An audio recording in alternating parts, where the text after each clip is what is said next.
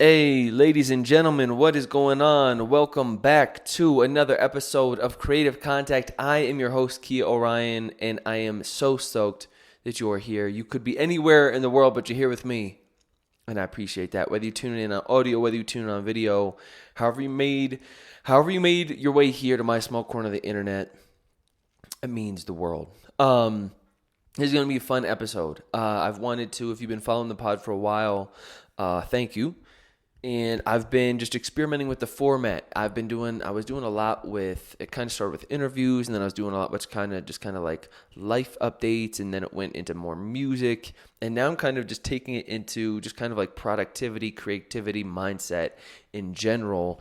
And that as well goes in a little bit more like kind of philosophy and experimentation. So that's a little bit audio diary for myself to kind of just help me make sense of the world, but it's also just different kind of ideas that I've been toying with and I like to express in this medium. So if you're new to the podcast, however you came here, this will be a fun episode. This one is going to be very much concrete, some really dope takeaways.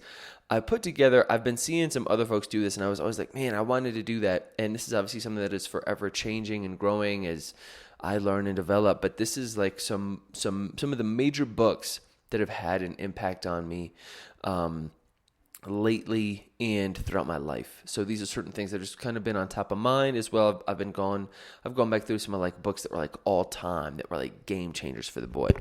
And what I did was, because it's hard, because they're books that are kind of for different things, like certain are for mindset. I've broken them up into categories, and a mindset that are kind of just like general ideas just around life that are helpful, and then creativity, more in particular creativity, health, and then skills, which are like not necessarily like this is how you get six-pack abs, but more like just skills around. I have one on stuff on language learning, on personal finance, on like self-development, that sort of stuff, and then memoir, because I love memoir, and there are a few that are at the top of my list that were really impacted me a lot. And so these are the books. These are not ranked in order in terms of like best to worst, but this is more of these are more topical in this regard. So I'm going to dive into them. I'll also have these linked up in the show notes. So that way, if you want to check these out, again, this is my perception, my thoughts alone. I always have to hedge it with this because people be coming for the boy, because some of these ideas be a little inflammatory, but this is just the way that I've found, and this is the way that I maneuver my life. If you don't agree with me, go listen to something else. But if you are curious about kind of my takeaways on what I'm up to, what I'm doing, then I hope that these help you out. Also, podding from Mexico City, so if you hear the garbage bell, the guy with the garbage bell, if you hear the guy yelling for different food in the street, or if you hear dogs barking, it's just a loud city, so appreciate you rocking with me. But without further ado, let's jump into it. So the first thing we're going to jump into is mindset. This is the first category. And the reason I put these first is because these are the books that are going to, I think, when it comes to most bang for your buck, because this is actually going to change like the whole structure, how you think about everything else. Like skills and those things, those come later and those are important. But these are really the ones that help you kind of formulate new ideas about the world and life, that for me really, these are the big dominoes when you think about everything else kind of coming from these, that these are some of the most pivotal works for me that have helped me, I think, just live a happier, more fulfilled, purpose-driven life. And so the first one of the biggest ones, is Mindset by Carol Dweck. Because this is, as Tom Billy would say, this is the only belief that matters, is that you can change, that you can level up, that you can grow, that you aren't fixed. And so pretty much she's the one that really put together the ideas between a growth mindset and a fixed mindset. And if you can switch that piece in your brain, that like there's room to grow, that you can level up, that like it's worth it to try, then all these other things fall into place. And so there are a couple also themes that I think you'll see kind of emerge throughout this podcast as well. And one of them is, again, and that she talks about this, is the importance of gaining skills and skill development through growth, which is something that I'll keep coming back to. And just this idea of like you really are capable of so much more than you probably think you are, and that humans in general we are, but that we often feel limited with our with these senses of identity of I'm a person who does this or does that, rather than embracing that new source of identity and then learning that skill, and the idea of that you can the idea that you can change is so powerful. So that's the first one, Keldwick mindset.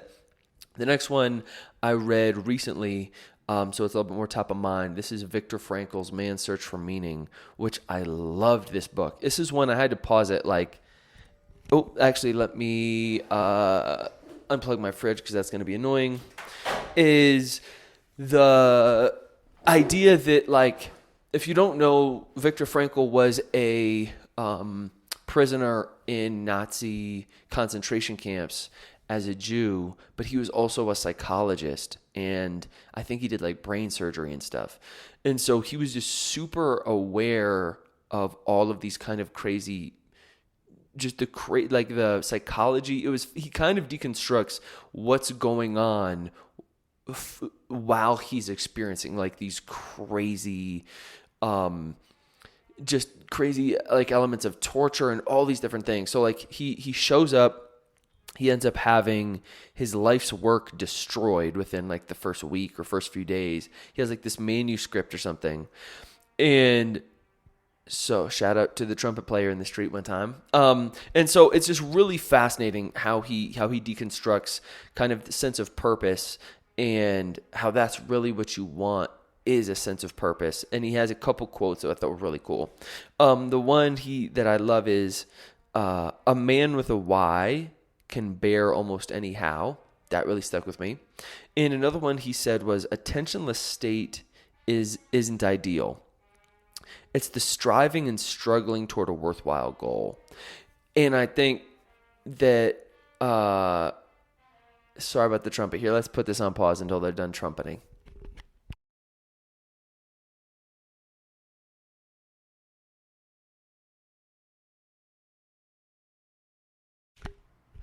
And we're back. Sometimes you just got to trumpet in the middle of the day. You know what I mean? Sometimes you just got to trumpet. Shout out to Mexico one time.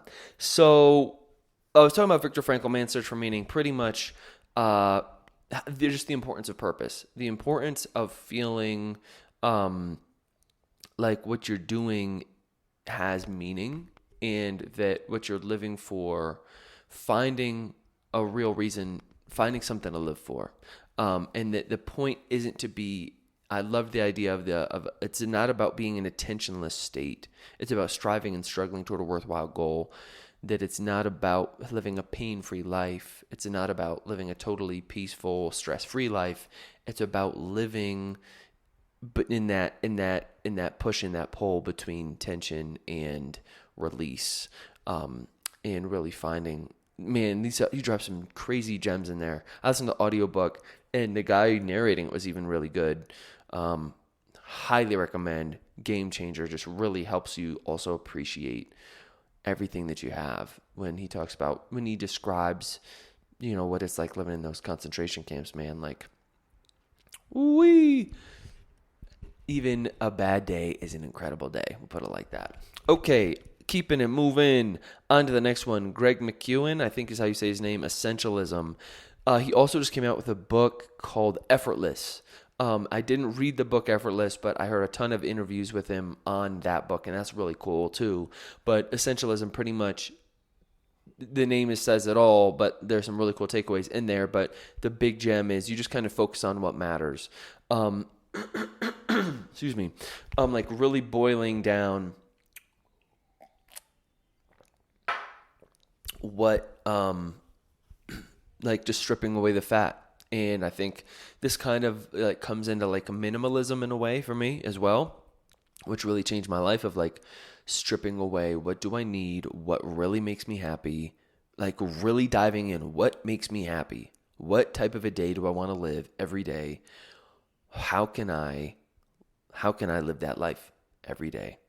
And do that now, not have to wait until I have $1 million to do it. And so a lot of that came with a lot of sacrifices of having to sell everything, having to go a little bit more nomad, minimalist with it. But I was like, I just want to wake up, be in the sunshine, box, make music, eat good food.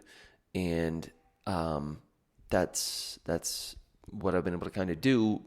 It took leaving the country, selling all my stuff, and trying to build a little business with making beats. But, teaching English for a couple of years, all that sort of stuff, but really figuring out what makes you happy, and then finding ways to live a day that you enjoy living now, rather than trying to like push that off.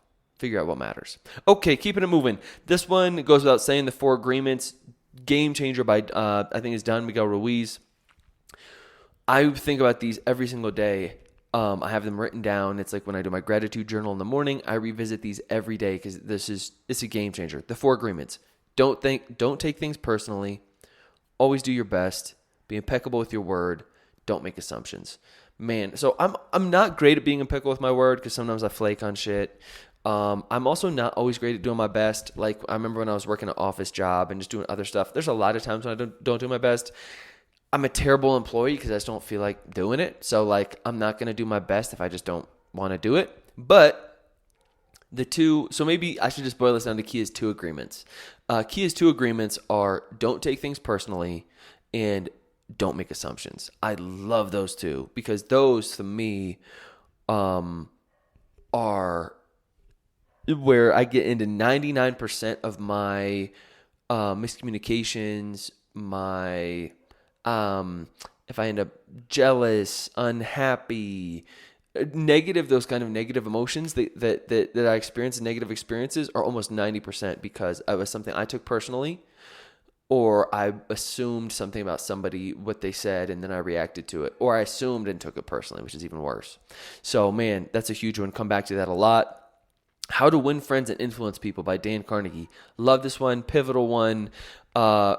This one I love, and this is one that I probably, the same way I probably need to come back to Viktor Frankl once a year, I should probably come back to this one once a year because there's some gems in this. And one of the biggest ones is people care. We're always going to be more interesting to ourselves because we're ourselves. So like we're so self-obsessed. Coming from a guy who has a podcast where I just talk to myself for an hour every week. Case in point, we're so self-obsessed that we always find what we have to say most interesting. Unfortunately, that we end up talking a lot about ourselves, and that doesn't. The best way for me to come back to this is to be like, Kia, people care about themselves. They don't really care about you. So when in conversations and things of that nature is how can I talk less? First of all, how can I just talk less, period? And how can I talk less about myself? And how can I really focus on the other person? And this is huge because people don't really give a fuck. Like people don't really care about you. They care about themselves. And if you can have them talk about themselves, then they actually like you more, which is a strange kind of a thing, but it's the truth. And so for me, as someone who I like to talk a lot, I have a big ego. I always want to talk, blah, blah, blah. This is what I'm doing, blah, blah, blah.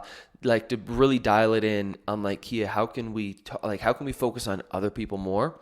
And then also the idea of being agreeable and being liked. And again, like I said, inflammatory. This for me is important. Being agreeable and being liked is more important than being right. And for me, like if I know what I believe, then I don't necessarily have to be right. I'd rather you like me. I'd rather us have like a good conversation and be able to, this is going to sound like a little twisted, but it's the truth. I'd rather be able to like leverage you as a network or as a person, as a relationship, than me in a conversation coming out as like the verbal victor on something. But to me, that even if you say something that I don't agree with, I I'm into standing up for what you believe in, but I'm just not into like verbally fighting. I like pushing back on different ideas, but if you say something I don't agree with, I'll still be able to process that, like, we probably agree on 99% of things just as human beings, and I'll be able to just like overlook that and just like, I'd rather us get along, and maybe I don't know, we can there's a benefit to that in the future rather than burning that bridge because I disagree with you on one thing, so I throw you totally away, like, as a human. And I think this is also really interesting as well, just thinking about how to win friends and influence people when people will say things like, I remember when I came back from New Zealand, I've used this example before on the podcast. I traveled abroad in New Zealand, and this is really interesting. Anytime, if you travel, if you're a nomad, whatever, anytime you come back from any sort of travel, really pay attention to how little people give a fuck about your travels.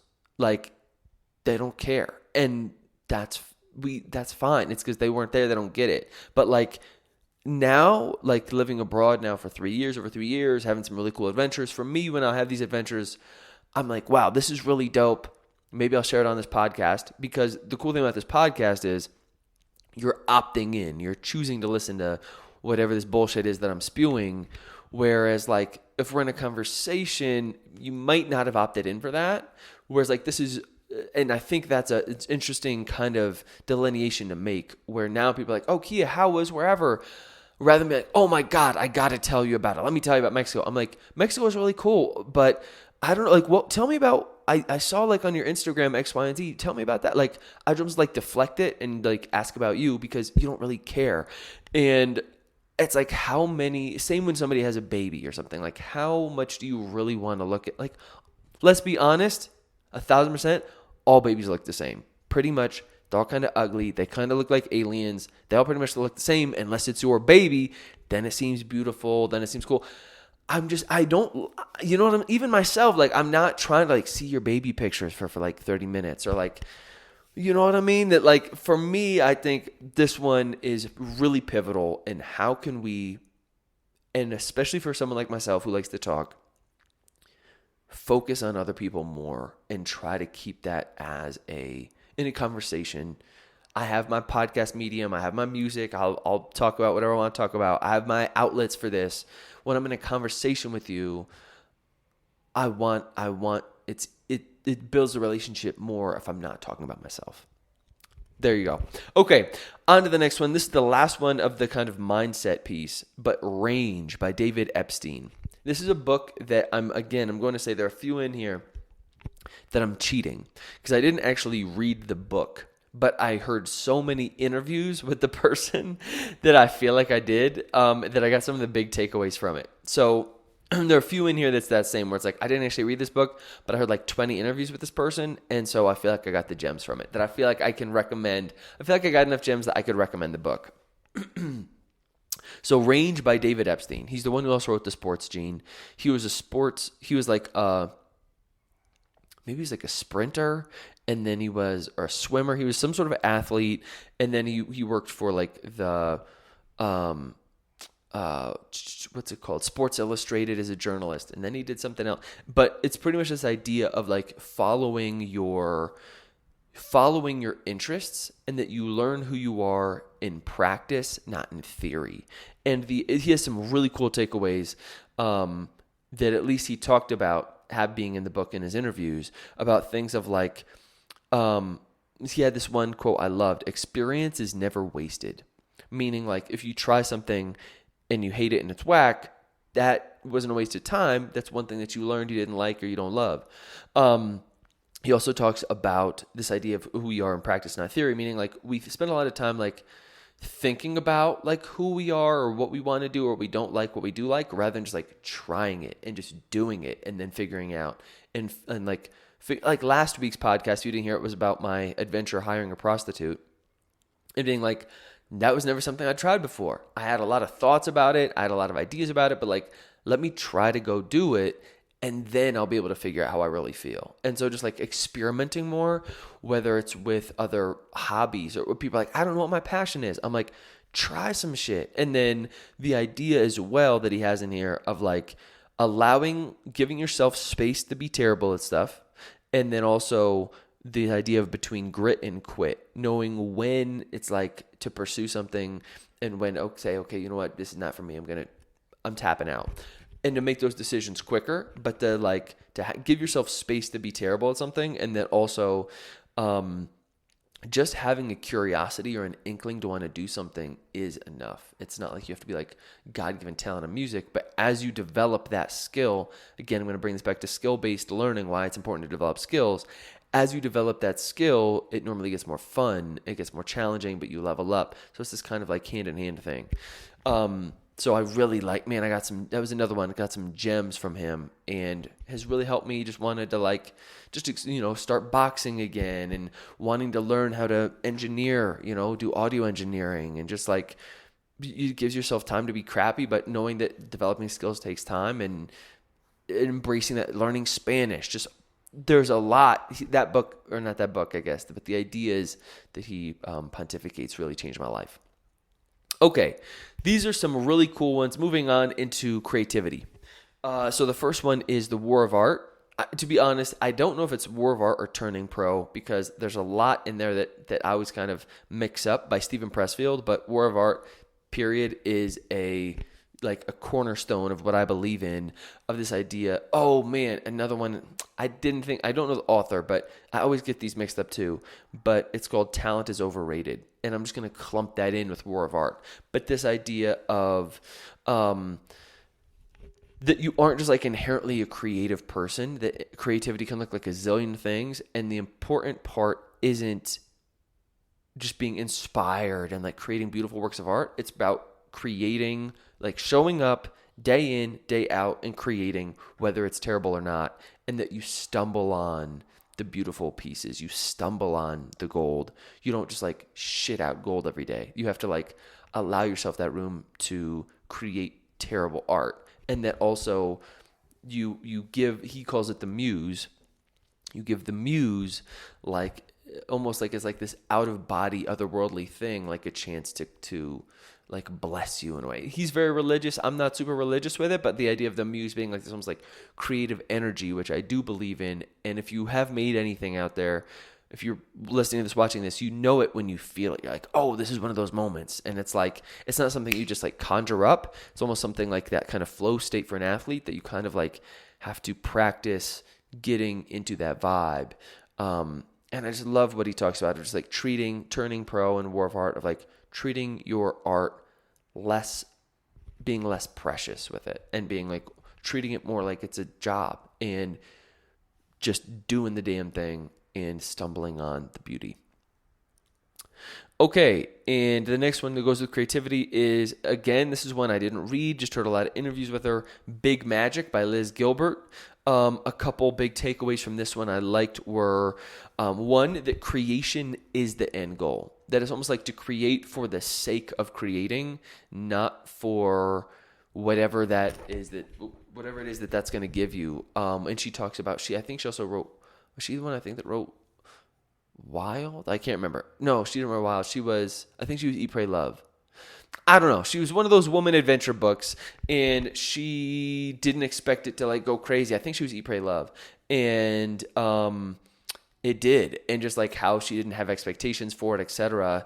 And that the real point of creation is creation. And that like how like that the fact that you can pass time making something is such a blessing, that like that is the end goal, and then the other stuff that comes from it is really cool.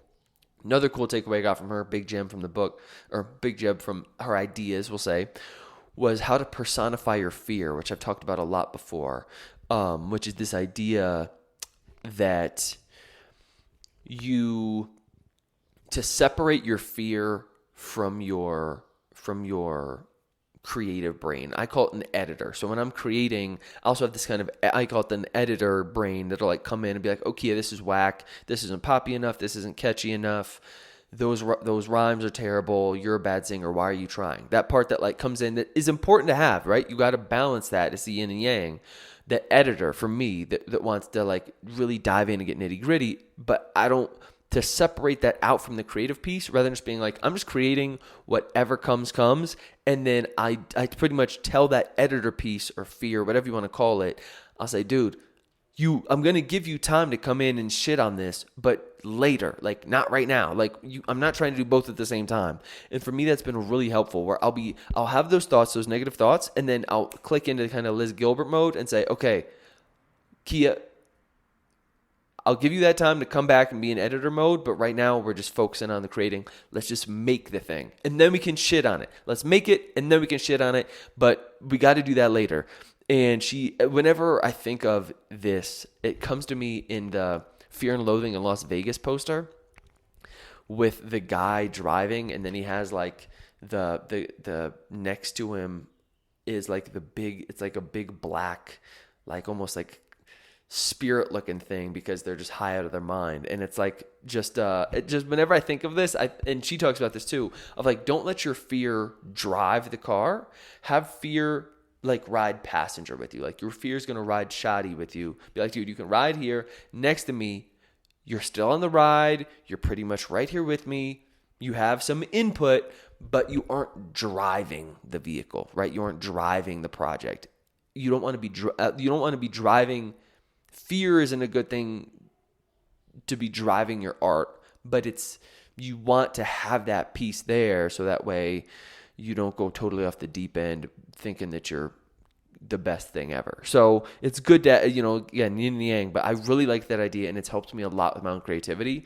In the moment when I want to quit something that I think is terrible, just say, let me just finish it, see where it goes, and then I'll come back to it later. And 9 times out of 10, it actually turns out pretty dope once you actually just let it rock. Okay. Grit by Angela Duckworth. She applies this to, I think, more like sports and stuff, but I apply it to art. This is what determines success. I mean, she's a Penn professor. I reached out to her. She never responded. I'm not offended. I'm not taking it personally, although maybe a little bit. She's just a really cool Penn professor, and she won that, like, I think it's like the MacArthur like Genius Award or something for this research around grit and how the correlation between success. What are the traits that correlate between success? And it's not how tall you are. It's not how much money you have. It's not how talented you are. It's pretty much how much pain were you willing to endure for how long before you reach where you wanted to get? And for me, I think that is everything. I was never the smart. I'm very average in pretty much everything, except I'd say my superpower is in this kind of like discipline endurance mode. That's why I always come back to my brand that I'm building, my clothing brand, my merch brand, my record label, when and where, because it's not a matter of if, it's a matter of when and where. I'll always be more tortoise than hare. And so for me, this is one of those thoughts that I've really embraced, is this idea of just like, how long can you stick it out until it works? And I really do believe in that. In my life, everything that I've seen this be successful, it never happened quickly. It never happened. I was never great at music overnight. Any skill that I've learned has been just from putting in time, day in, day out, embracing the process, and then finding results years down the line.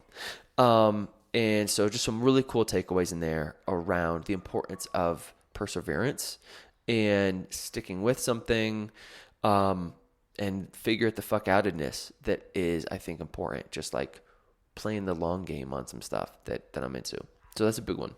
Another one that's influenced my day, in my life, and I incorporate this in my day every day, is The Artist's Way by Julia Cameron. Some big takeaways in here. She talks about and if you don't know her, she was married, I think, to James Cameron, the wife of James Cameron. She's a screenwriter. It's almost like it's a course, but it was like the original online course almost. It's called The Artist's Way. It's like a 12-week program that's really cool, and it's about like nurturing your inner artist and just cool shit. But she has some cool stuff like no idea is original. She talks a lot about like jealousy and how like that is not helpful, like, but that no idea is original. It's just like she gives you a lot of license to just be an artist, and gives you some really good concrete examples of why you are probably your own worst critic and talking yourself out of your own artistry. And she also talks about quantity, not quality, like this idea of kind of like Liz Gilbert, like you create it and let it go. Like you just making the thing. How can we focus more on just making the thing and less on putting weight on whatever the reception is of the thing, and just like make it, let it go. It's done. Focus on the next one. Like the process, and not getting so hung up on, I made this one time. We all know that person that was like, man, back in my day, it was this and that. And it's like, well, what have you done lately? You know what I mean? And the big takeaway from this, I think a lot of people do this too. It's called morning pages. And this is first thing in the morning. Seriously, it's the first thing. Well, it's not the first thing I do. You feel me? Pretty much second thing I do is I also include this in kind of a gratitude journal, but it's just, I write, it's whatever's on your mind. Just like, for her, she recommends you do like 3 pages by hand. I'm not quite that crazy. I keep it on my phone, but I just first thing, like I get a glass of water and I just walk out. I try to get outside wherever I am, and I just write whatever's on my mind, whatever I was dreaming about, whatever was happened yesterday, what I'm nervous about, what I'm excited about, super weird thoughts, personal stuff. You're not supposed to go back and read it. No one's supposed to read it. It's supposed to be just like, some people burn them. But just getting whatever's in your mind, that kind of like monkey brain, just like get it out of your brain. In my morning, it really has helped me structure my morning. At the end of my morning pages, then I'll do I'll write 3 or 4 things that I'm grateful for. And the way I kind of structure my mornings is I call it 10, 10, and 10, where I'll do kind of 10 minutes of this journaling, a lot of journaling, and then end it with gratitude journaling, kind of visit my goals. I'll do 10 minutes of meditation, and then I'll do 10 minutes of yoga. And it just kind of helps me start every day on the right foot. I dump whatever's in my brain, whatever's on my brain. I get kind of in a place where I'm just grateful. I do some meditation, so it just kind of helps clear my mind. And then I get a little bit of movement with the yoga, 10, 10, and 10. And then I'm ready to go to the gym or go box or whatever it is, go for a walk, and just kind of like get my more in a movement going. But that was a game changer for me, those morning pages. Also apologize for those crazy dogs. Okay, getting there. Health. I loved this book called Atomic Habits. I take it back. I didn't love the book. Haven't read the book. Not going to lie to you. But I've read or listened to a ton of interviews with this guy, James Clear, from Atomic Habits. And he has this idea of that it's not about you don't start doing big things overnight. It's about all these small things that add up. So it's not about getting to the gym. It's about getting out the door. That was one thing I loved that he said. Another one that he said that I really liked was how if you want to change habits or things that you're doing, this kind of sense of identity that you almost have to take on. You almost have to change your identity and think of, I'm a person who goes to the gym. I'm a person who goes to bed early. I'm a person who, whatever it is that you want to do. And you almost have to there's a lot of psychology behind building habits that I thought was really cool, really interesting that he talks about, and also just super helpful. If there's any sort of routine or something that you want to build into your life, and routine is such a powerful motivator because it's not, you rely less on discipline and more just on habit, which is most of the things that I do well in this life, like good things in terms of working out or eating right or sleeping, etc. They're just almost like, it almost feels second nature. It's just kind of like brushing my teeth now because it's like ingrained in the schedule. And that was a big piece of it, was switching that identity. And I'm still into that. It was like having a flexible identity, being able to kind of create new ideas around who you are and what you do that I think is important. Cool. Huge one. Again, haven't read the book. On this list of books that I've quote unquote read, a lot of these should just be like people that I recommend, books I recommend that I actually haven't read. I've heard countless interviews with this guy. Such a game changer. Why We Sleep by Matthew Walker. Dude, so much to go into here. I'm not going to do it because I could nerd out on my entire podcast on this. Why sleep is your superpower. If you don't want to read, go listen to interviews with this guy. If you like to read, listen to Why We Sleep. It's fascinating. Super important. I treat my sleep like it's a religion. That's why I've lost all of my friends, but I sleep great. And it has some great advice, just tips for sleep, and it's really, really powerful stuff that I think a lot of us overlook and treat don't treat maybe with the respect that we should. But that's coming from a sleep fanatic. Okay. Last one on health. This one is Mindless Eating by Brian, I think his name's Ransack, something like that. It's I can't remember. He was a Cornell professor, and then he got, I think in 2018, he got like 15 of his like important research papers were tossed out for like research misconduct. So there's that. But the book, if nothing else, was really helpful, called Mindless Eating. It really helped me think about snacking, eating in general, and just this idea of how much our physical hunger is actual tied to like psychology and visuals. Like if you have a bag of snacks out, you're gonna eat them. Like it's like the percentages are crazy, so much more than if you're just like in a cupboard somewhere where you don't see them, or how bad we are at listening to our body when it comes to like how full we are. He had this experiment where people were like eating out of a bowl that would refill from the bottom that people wouldn't know, and we like it was like 50% more just because we want to finish the bowl. Like rather than eating, be like, I'm good. Like how big the utensils are, like the plates, the bowls, the things that you eat out of. It doesn't seem like it, but that like is a huge influence on how much you actually eat. Like if you use a smaller plate, you'll eat less. And how much of our satisfaction psychologically comes from finishing what's on the plate rather than actually how full we are or not. It's like this very visual thing of like finishing what's on the plate. So just like use a smaller plate or whatever. That was just really cool. And has helped me a lot with my own weight loss or physical, like of just like not eating shitty stuff, of just like not buying it, not keeping it in the house. If I have it in the house, lock it away so that it's very intentional. If it's like, I'm going to eat a cookie, it's because I really want to. It's not because I walked in, I was like, oh, there are cookies. And then I feel like I want a cookie. It's like just being, living intentionally. A lot of this comes back to it. Psychology, living intentionally. Okay, moving into the skills section. How many dogs are there outside? That nobody knows. Okay. So moving into the skills section, in terms of personal finance, I Will Teach You to Be Rich by Ramit Sethi was huge for me.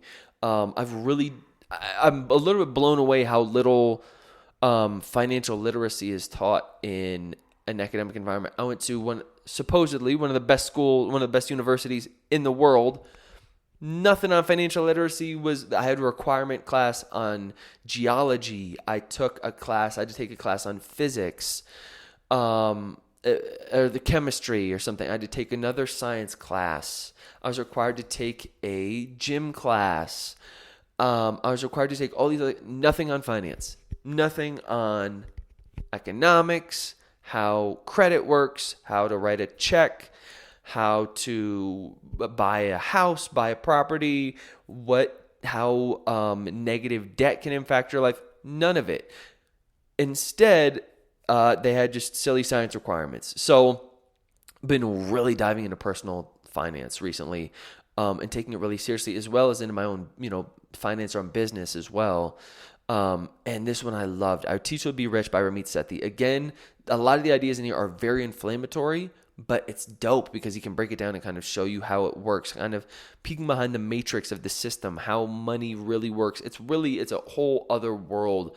Finance is its own kind of matrix in and of itself. And you see how the wealthy gain wealth and keep it, and how they treat their money and things that they do, how they maneuver with money, and just things that it's really, again, a quote I love is, it's less about intellect and more about awareness.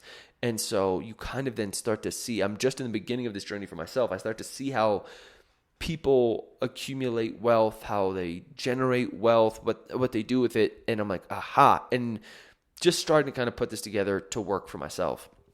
It's all out there. Unfortunately, it's not part of our education system. But the updated version of this book is really dope. I'll tell you what bank accounts to open, what credit cards to get, what debit cards to get, where to invest, how to automate your money. So it's really dope. It's like you have your money come in from whatever it is. It'll go into like a bank account. For me, it's a Charles Schwab bank account because it doesn't have international ATM fees. They don't have any physical locations, so they can put a lot more time and effort into their customer service. Just cool companies and just like ways that you can. And then like I have all these different savings accounts set up. So I have like one for travel, one for taxes, one for like emergency fund, and one for investing. And then when you transfer your money into your bank account, and then you have all these different saving accounts set up that are on like automatically every month draw from, they pretty much, they transfer all the money. It transfers into big accounts and then kind of splinters out into smaller savings accounts automatically. So it's really cool. And he teaches you how to set the whole thing up. And another piece that he has on there is this idea of a money dial, which I loved, which is that money is not good or bad. It's just sort of, it's a tool. And we all have stuff we want to spend money on. And again, not to be judgmental of how other people spend their money. I obviously don't like spending money on clothes, but I love spending money on software plugins for music. I like spending money on experiences. You know, when my mom came down and visited me and we had this, 2-week adventure in Mexico, like that's something I'm going to remember forever. I'm really into spending money on good food. I really like eating good food. And so, but you got to figure out what that is for you. And then he has this idea of a money dial of what that looks like if you turn that all the way up. And how can you live a life so that you can live with that money dial turned all the way up. And for me, just not to be judgmental of how other people spend their money. And there's so much psychology behind money that he breaks down in this book that's really cool. Highly recommend it. Life changer for the boy. Another life changer. Dude, if you're a nomad, this is in the repertoire. It can't not be on my list. 4-Hour Work Week. This one's been beaten to death, so I'm not going to talk about it a ton, but this was one of the biggest ones that got my ass out of the country. And just because it's cool, he talks about how you can define, he's all about defining your dream and then testing it, which I love. He talks about how to automate and outsource different pieces of I didn't even think, that wasn't even on my radar again, like how to outsource stuff or how to have a VA to do stuff and just think outside the box. Game changer. The power of location independence and location arbitrage, of going where you're treated best, going where you feel the best, going where maybe your currency is stronger, so you're able to you can leverage your passport, your currency, your citizenship, wherever it is in different places. That every place kind of has like a hack to where you can get some really cool kind of benefits depending on where you live or what country you're from. And then in terms of currency as well, like just go where you're treated best. And it's been, obviously, it's completely changed my life. So this is not one that I'm going to harp on too long, but some gems in there, dude. Really cool gems on living a life kind of outside the matrix, which I harp on a ton. Okay, moving right along. Next one on skills, not one I'm talking about a ton. It's called Fluent Forever by Gabriel Weiner. I don't know. I think he's German, however you pronounce that last name. It's really cool. It's about language learning. The most effective strategy and book I've taken on language learning. And it's just pretty much about how to take control over your language learning and studying and anchoring your language in your own experience has been really helpful for me. So check that out. Change the way that I approach my Spanish. And then another one in here. This one isn't, I've put under skills, but I'm not sure if this is really a great place for it. It's called Think Again. Another book, but I'm going to be honest, haven't read it. But listen to a ton of interviews with Adam Grant, another Penn professor. Maybe I just need to go kick with some Penn professors because there's a lot on here. It's the power of knowing what you don't know. And this feeling that we have to cling so tightly to our beliefs, but that you don't have to believe everything you think. I love that. You don't have to believe everything you think. And just being more flexible, questioning yourself, questioning your own ideas, where they're from, if they're serving you, why you think what you think. And I think especially in the U.S. right now, we could do a lot more of this, of being open to other people's ideas and questioning ourselves more. But it's scary. It shakes shit up. Why not shake shit up? Hey, okay. And then when it comes to this last one, these are just for fun. This is just memoir. The Glass Castle by Jeanette Walls just showed me what I think really beautiful memoir writing can be, what beautiful writing can be in general. I love that book. I just love Jeanette Walls. The way she tells stories and everything was just so cool. That was a game changer for me. One of my favorite books. I gift that book a lot. Anthony Kiedis' Scar Tissue. I think this was one of my first memoirs that I read. And just how being a rock star isn't everything it's cracked up to be. It can be dope. It can be dope, which is why I'm coming for it, but it's not everything it's cracked up to be. And there's a story in there that always resonated with me of him being strung out on heroin. He's about to go sell like his like prized guitar, and he's in a guitar. I swear I'm not on drugs. He's in a car, and he's following a car, and the car has like all these bumper stickers for his band. And they don't know that he's like about to try to like go score, and he's like out of money, like in this weird, like under the bridge, like with the song. He's about to go score in like some weird, like really shady part of town, and he's like completely broke. And just like being, like seeing people that support his music on the bumper stickers in front of him was just like, it's just cool. Like it's just a cool kind of peek into what that life is like, and band life, and why I'm like, that's why I'm a solo artist, man. I like to do collabs, but man, being in a band is tough. It's a lot of personalities. And then another one was Not Dead Yet by Phil Collins. And it was I just love Phil Collins. secret passion to Kia. Love Phil Collins, and it was cool. And he taught himself drumming, and he's pretty much a completely self-taught musician. And if you know anything about me, you just know how much that resonates, because I'm just Mr. DIY. And just believe so much in taking your future and your path into your own hands. If you want to learn it, you want to do it, it's really up to nobody but you. And all the resources are out there for you. It's just about putting the time and the effort into actually going and making it happen. So that was super cool, becoming this amazing drummer, taught himself. Ladies and gentlemen, that is a wrap on, at this point in 2021, 30 years of age, different books that have had an impact on my life. I can't wait to update this list. I'm excited. I'm about to go into a new phase of like hardcore reading. I'm about to buy my first e-reader. I'm pulling the trigger because I just miss it, and I haven't had a chance to buy a lot of physical books. And out here, there's hard to find bookstores that have books in English. So I'm going to get an e-reader and jump back into it. I have a running list. If you have books that you want to recommend that have changed your life, please drop them below in the comments or shoot me a DM at Kia Orion everywhere on the internet. Would love to hear what books have been a game changer for you. Hopefully some of these have been interesting for you to hear about the takeaways, and please go check these out. I'll link these up in the show notes. Some really cool gems in here. So thanks again for tuning in. If you haven't made it this far, you're a real one. Check you in a minute. Peace.